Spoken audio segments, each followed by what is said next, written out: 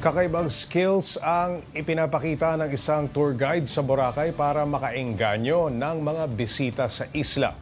Nakakausap niya kasi ang ilang banyagang turista sa salitang Korean at Chinese. Para bigyan ng mukhang balita, Mobile Journal Mary Mon Reyes. Filipino at Aklanon ang mga lengguwahe rito sa isla ng Boracay. Pero syempre, dahil may mga international tourists na dumarayo, ginagamit din ang lengguwaheng Ingles para ma-accommodate sila. Pero itong si Michael Vizca na isang local tour coordinator, 아니 왜냐면 여기 보라카이 거기 리포트 있잖아요. 거기 왜냐면 여기 보라카이 뭐 한진 가이드 이렇게 있잖아요. aba ultimo Korean ay kaya niya. Nagtrabaho raw kasi siya ng 8 taon noon bilang photographer sa isang Korean agency sa Boracay. Hanggang sa naging tour guide na siya, ay binitbit niya ang kanyang listening and speaking skills to the test. Hindi ako marunong magsulat pero sa salita pwede. Pali copy-copy lang. Example, wag yung sinabi na hindi ko yung anyo nga sa'yo, hindi mo alam, di ba? Ipupunbo ko yan, tapos isasalita ko rin sa kanila yun. Itatanong muna kung ano ibig sabihin yun. Ayon naman sa kinausap niyang Korean tourist, natutuwa at mas nagiging komportable raw silang maglibot dahil sa mga nakaka-interact nilang Pinoy Korean speakers. Kahit basic sentences lang daw, malaking bagay na. It's very convenient that he can speak Korean because we can understand right away. And we are very appreciative about that. Pero bukod dyan, nag-aaral na rin ng Chinese si Michael at iba pang local tour guides. Sa panahon kasi ngayon, dapat daw na maging madiskarte at may pakulo ang mga merchants at business owners para umasenso at para sa enjoyment ng mga naglilibot. May communication, nakaintindihan kayo. May communication ako sa Korean. So, madali ko siyang i-sale. Nakaintindi, so madali para sa akin. Hindi na lang daw itong marketing move, kundi isang pagpapakita ng adaptability ng mga Pinoy at ang mga talentong taglay nito. Mobile journalist Mary Mon Reyes po, hatid ang muka ng balita. Pag-usapan pa natin ang multilingual tour guide na si Michael. Kasama si Mobile Journal Mary Mon Reyes. Mary Mon, ilista muna natin. Ano ba ang mga wikang alam ni Michael? Pops J, nakatira kasi sa Romblon and then 2006 nandoon na sa Boracay itong si Kuya Michael. So Filipino, Aklanon, syempre English, and then itong ang Korean at saka kaunting Chinese, Pops J. Mary Mon, gaano niya katagal pinag-aralan ang Korean? Pops J, 8 years kasi siya nagtrabaho bilang photographer doon sa Korean agency. So 8 years siyang immersed pagdating doon sa lengguwahe. Tapos since nasa Boracay pa rin naman siya, kahit hindi na siya photographer doon sa agency na yun, naririnig niya pa rin kasi napakaraming mga Koreano nga turista doon mismo sa Boracay, Pops J.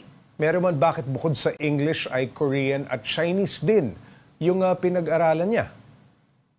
Pops J, even before yung rehabilitation kasi, bukod sa mga Pilipino at mga Amerikano, Koreans and Chinese, ito yung isa sa pinaka mararami raw na mga nandoon. So hindi lang businessmen na Koreans, pati mga turista. Kaya naging part na talaga ng, kumbaga ng nature doon ng mga tao na makuha yung mga lengguwahe, hindi lang ng Filipino or Aklanon. Mukhang nagugulat yung mga turista na Chinese at Korean. May nakukuha raw ba silang tip o bonus sa pagkakaroon ng ganitong klase ng skills? Pops J, maraming natutuwa sa kanila kaya hindi lang malabo na may magbibigay minsan ng regalo o kaya yung mga in-offer nila na tour packages, yun yung kakagatin mismo ng mga turista. Kaya it goes both ways, kaya sila na-engganyo rin na makipag-interact, makipag-engage kasi alam nilang komportable itong mga turista at the same time, smart business move din para sa kanila, Pops J. Maliban kay Michael, gaano karaming tour guide ang nag-aaral na rin ng ibang wika? Pops J, yung kanina doon sa balita natin, may mga tinuro siya mga kasamahan niya. Group of 5 and 6 sila. Pero sa kahabaan kasi ng Boracay from Station 1 to 3, napakarami ng mga tour guide. And lahat sila, naiengganyo na rin na mag-aral ng ibang mga lengguwahe para kahit yung basic sentences lang daw, makuha agad nila yung attention and makommunicate doon sa mga turistang foreigner, Pops J. Meron man yung ibang mga business sa Boracay, ano pa yung kakaiba nilang ginagawa ngayon para makahatak ng customer? Yun nga, Pops J, since iba rin ngayon yung situation ng nightlife sa Boracay, kanya-kanyang strategy sila pagdating doon sa marketing. Yung iba sa kanila, sumasama sa pagsayaw pagdating sa party boat para maengganyo yung mga turista. Yung sa mga sandcastle naman, yung mga makers nito, iba-ibang disenyo ang ginagawa nila kada araw at kada station kung saan sila pwesto para yung mga OOTDs at saka yung mga pictures daw ng mga turista iba-iba. So kanya-kanya sila dito ng marketing strategies, even sa food and drinks. Yung iba nag-o-offer ng mga promos para raw sa mga pamilya na ma-experience yung ibang klaseng nightlife sa Boracay. Merimon, maliban dun sa pagsasalita, yung mga salita ng mga bisita natin na Chinese at Korean, inaaral din ba ng mga tour guide yung kanilang kultura at behavior din, kapag dumadalaw sa atin?